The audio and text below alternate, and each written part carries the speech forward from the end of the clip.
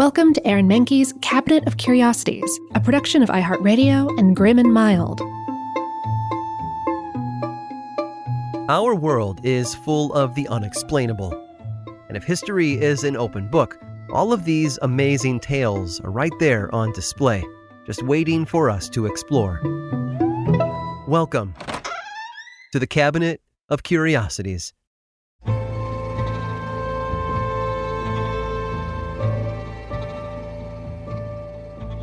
When cultures clash, the results can be pretty alarming. A simple misunderstanding can result in a bitter feud between two people or even two countries, or one culture's customs can become too much for another to bear.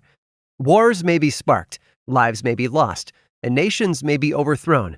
But for one king and queen, the outcome of their miscommunication was a bit more complicated.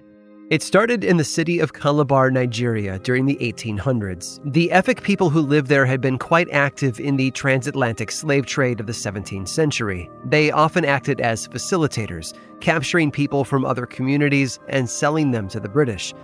The Efik also helped load their kidnapped neighbors onto the ships and provided travelers with food if necessary.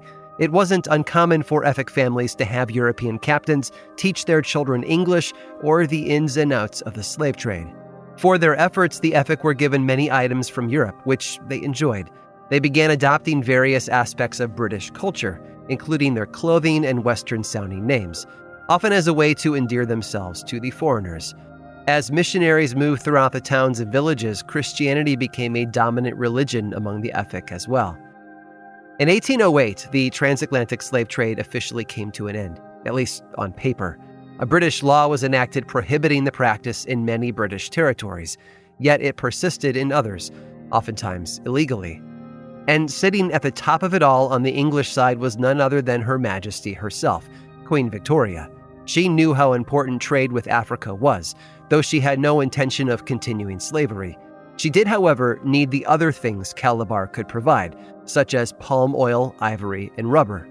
To keep the lines of commerce open, Victoria wrote directly to King Ayemba of Calabar, also known as Obong of Calabar. She promised him and his people more gifts, as well as protection in case someone found out about their deal. Victoria oversaw the British Empire of the time. It was an era of expansion and conquest, and so the title Queen of England was nothing to sneeze at. In fact, she signed all of her letters to King Ayemba that way: Queen Victoria, the Queen of England. But when the king's interpreter read her letters aloud, he didn't quite get her title right. Rather than announce her as the Queen of England, he instead called her the Queen of all white men. To say the king was surprised would have been an understatement.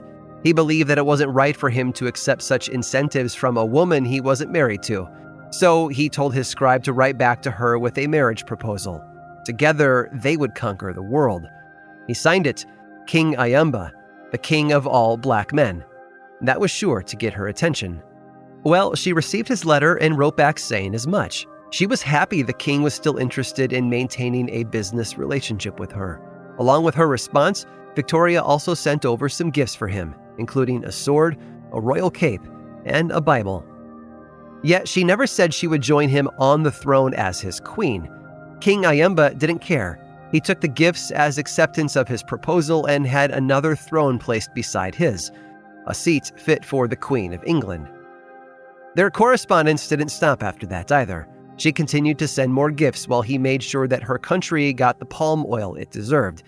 And though the queen never traveled to Calabar to become his wife, a tradition was started to honor their relationship, a tradition that has continued to this day.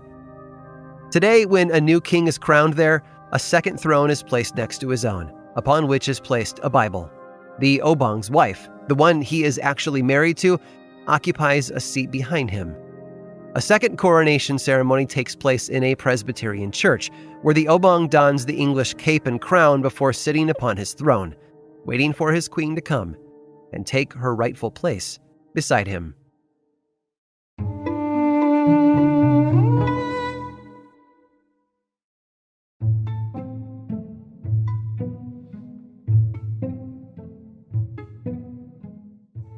Do you ever feel like there aren't enough hours in the day to get everything done?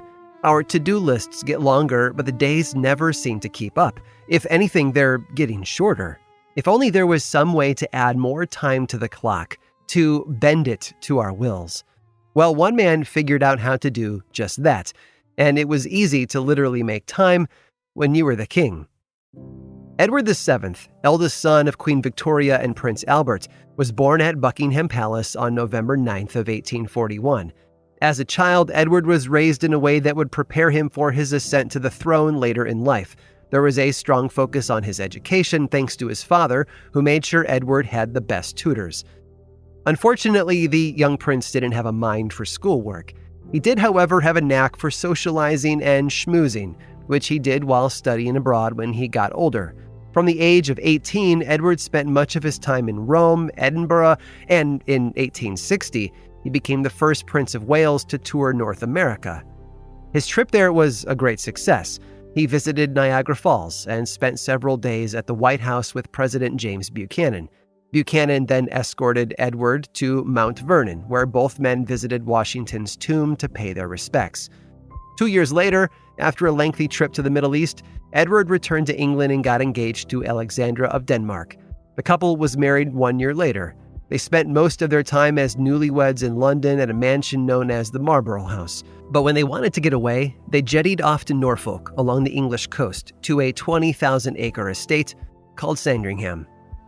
Edward had purchased Sandringham for the princely sum of £220,000. The house underwent so many changes, it was practically rebuilt from the ground up. The main hall was torn down and a newer, much larger hall was built in its place. However, Edward often found the size lacking, and he had new rooms and wings added over the years. Yet despite his displeasure with Sandringham's magnitude, it allowed him to indulge in one of his greatest passions: hunting. On his travels to Nepal when he was younger, for example, he would mount an elephant and ride into the jungles to hunt tigers and rhinos. Back in Sandringham, the game was less intense. Edward hunted mostly birds. His head keeper, Jackson, was responsible for maintaining the grounds and knowing the hunting schedule in order to provide his employer with optimal hunting conditions. Jackson's job was to make sure that groundskeeping staff never worked the land in the days leading up to a hunt, so as to avoid upsetting the game. On the day of the event, Edward would mount a brown cob, or strong, short-legged horse, and traverse the terrain. With red and blue flags in his hand, he instructed his men, called beaters, to corral the animals toward the route, directly in the path of his rifle. Edward often hunted at Sandringham during the late fall and winter months, but there was just one problem with that.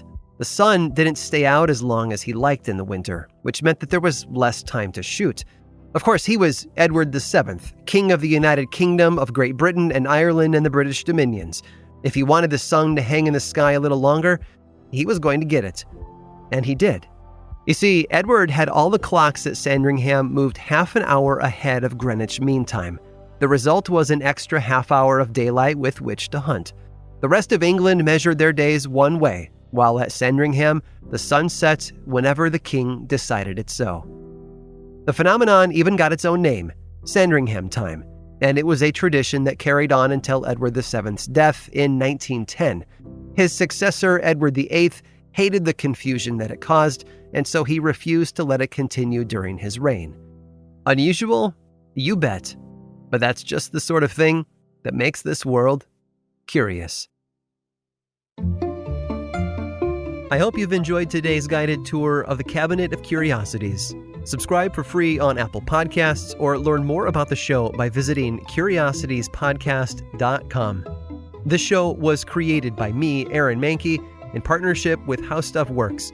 I make another award-winning show called Lore, which is a podcast, book series, and television show, and you can learn all about it over at theworldoflore.com. And until next time, stay curious.